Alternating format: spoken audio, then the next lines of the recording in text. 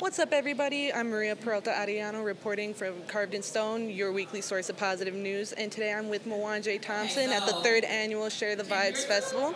He's the owner of Audio Moguls Media, correct? Perfect. And he so graciously let us use his camera for this video. So just to kind of put him on a little bit there, he's such a helpful guy. So helpful that he helped put on the festival that we're experiencing today. So can you kind of go in a little bit more in depth about your involvement and kind of how you found Share the Vibes? Yeah, so I got to give a big shout out to Devin. This is his baby, his brainchild.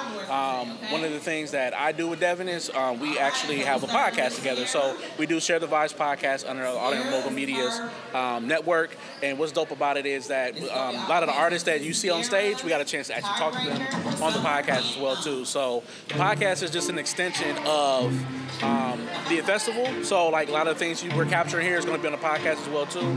I'm also with the planning stage as well. So anytime any live podcasting or anything like that, typically I'm the one that's behind that. So yeah, like it's been 3 years and it's been like better and better and better, different spaces. But I think Vivarium is one of the spaces that people really, really love. So I'm just super excited that folks are here and really enjoying Share the Vibes. Because why wouldn't you? Share your vibes. Share your vibes, guys. Share your vibes. Right. Who wouldn't want to enjoy the vibe, share the vibe, be the vibe? Everyone wants to be the vibe. But, you know, with the event, we had the pleasure of seeing you and a couple of other amazing members of the community talk about technology. A lot of it was centered around AI. So that conversation talked a lot about using AI as a tool versus something that we rely on. So as someone who works heavily with media, audio, things like that, where is the place for technological advancements and how do we use them responsibly? So, like I said on the live podcast, you guys will hear, it's a tool. Like, I believe that you have to understand and know how to do the foundation first before you start using it as a tool. Because what's going to happen is that, like you said earlier, it could possibly be your crutch, where, you know, you get in certain situations where you don't have access to AI, and what will happen is that now you don't know what to do.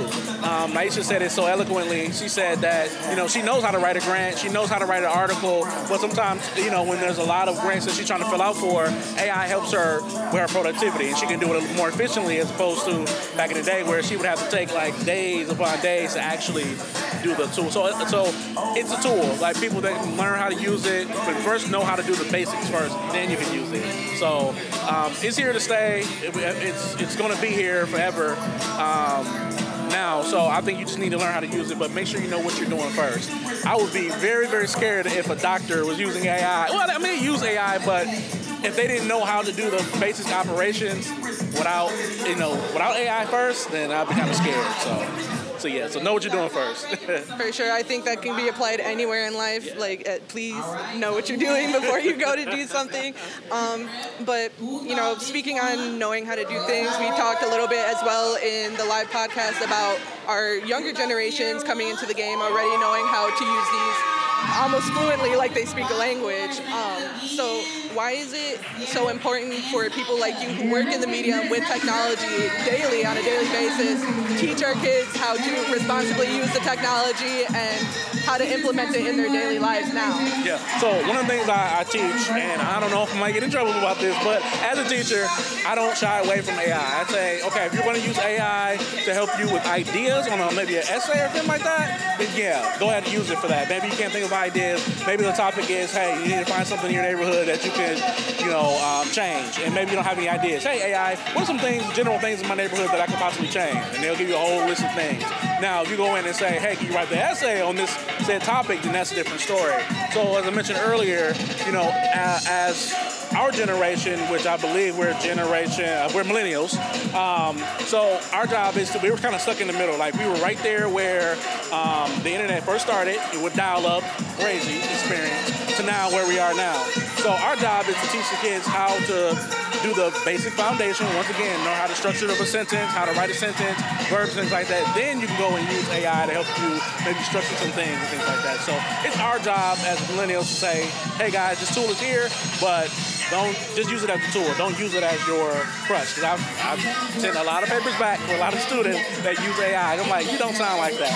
So you got to teach them how to really learn the foundations and be responsible with it as well too. Because we don't want people using AI AI to be even more dangerous than they are online as well too. So it's just our job to really teach the kids, like, you guys got to be responsible.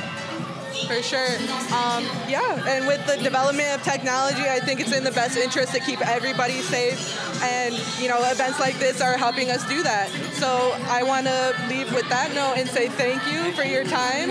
And remember, everybody, in the end, everything will be carved in stone. In the end, everything will be carved in stone.